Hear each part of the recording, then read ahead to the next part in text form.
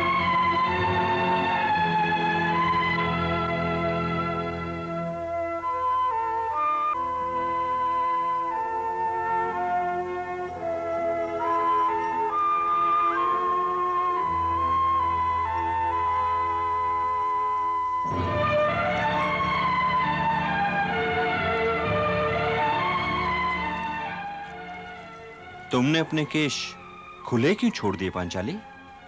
अब ये अपमानित केश खुले ही रहेंगे कि तुम लोग जब इन खुले केशों को देखो तुम्हें ये याद आ जाए कि दुशासन ने भरी सभा में इनका कैसे अपमान किया था।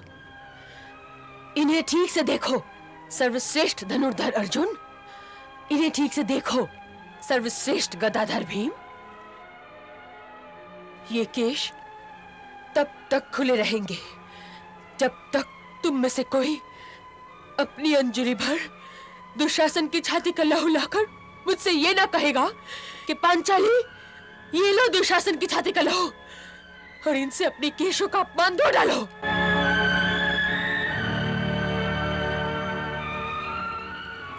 वो अनुज है पांचाली, अनुज, उसे क्षमा कर दो। आप तो धर्म के प्रतीक हैं। आप चाहे दुर्योधन और दुशासन को भले ही क्षमा कर दें, परंतु मैं नारी जाति के स्वाभिमान का प्रतीक हूं। मैं उन्हें कभी क्षमा नहीं करूंगी। प्रिय भीम, तुम तनिक समझाओ ना पांचाली को। मैं तो स्वयं अपने आप को नहीं समझा पा रहा भ्राताश्री, तो पांचाली को क्या समझाऊंगा? और समझाने के लिए है भी क्या भ्राताश्री? हम में से कौन पांचाली से यह कहने का साहस कर सकता है कि जो कुछ हुआ उसे भूल जाओ? ये भूल जाओ कि दुशासन ने तुम्हें बालों से पकड़कर खींचता हुआ इस भरी सभा में लाया था। ये भूल जाओ कि उस सूतपुत कर्ण ने तुम्हें वेश्या कहा था। ये भूल जाओ कि दुर्योधन के कहने से दुशासन ने तुम्हारा वस्त्र हरण किया था। हाँ। क्षमा की बात और है भ्राताश्री, और है, परंतु स्वयं क्या ये सब कुछ आप भूल सकते हैं? बोलिए भ्राताश्री, ये सब कुछ आप भूल सकते हैं? भ्राताश्री के सामने ऊंचे स्वर में बोलने की शिक्षा किसने दी? तुम इतने योग्य कब से हो गए कि भ्राताश्री से प्रश्न करने लगे? महावीर की पहचान तो यह है कि उसमें सहन शक्ति अधिक होती है। तो कृपया मेरे सामने अपनी वीरता का प्रदर्शन भी न करो। मैं तुम में से किसी को कार तो नहीं कह सकती, पर मेरे लिए तुम सबों को अपनी वीरता सिद्ध करनी पड़ेगी। मेरे ये खुले हुए केश देखो, या तो आंखें झुका लो, या अंजलि भर दुशासन की छाती का लहू ले आओ।